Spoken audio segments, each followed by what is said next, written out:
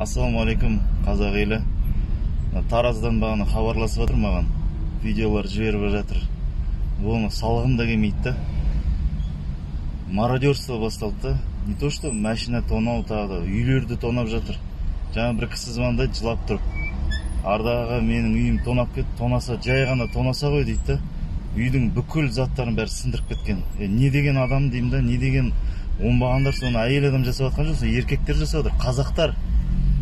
Осы Арыста солай болған еді.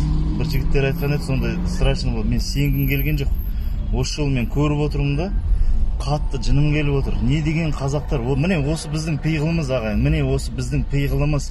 Осының себебінен қазақ бүгінге дейін бейшара халде жүрген себебі осы.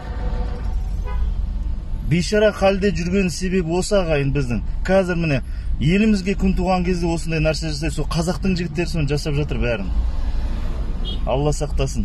Аллах екі дүниені абыройынан айырсын сол жігіттердің барлығын. Мародерство, ұрлықпен айналысып жатқан жігіттерге. Алла екі дүниені абыройынан айырсын. Не деген оңбағандық деймін да, мен өз қолыммен ұстайтын болсам, аяқ қолдарын бәрін балғалап сындыратын дедім.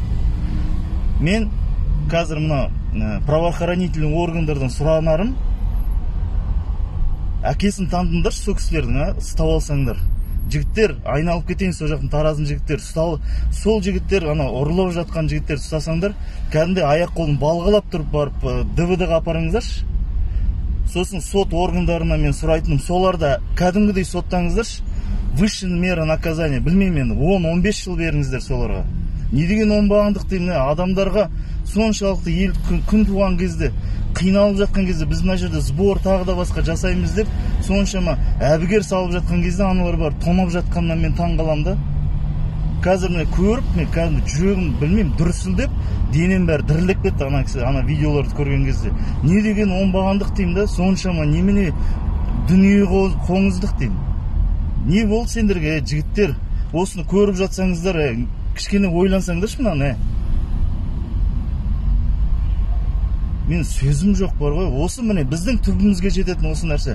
Өткенде де айттым, көре алмаушылық, тағы да бас, тағы айтам, көре алмаушылық, дүние қоңыздық.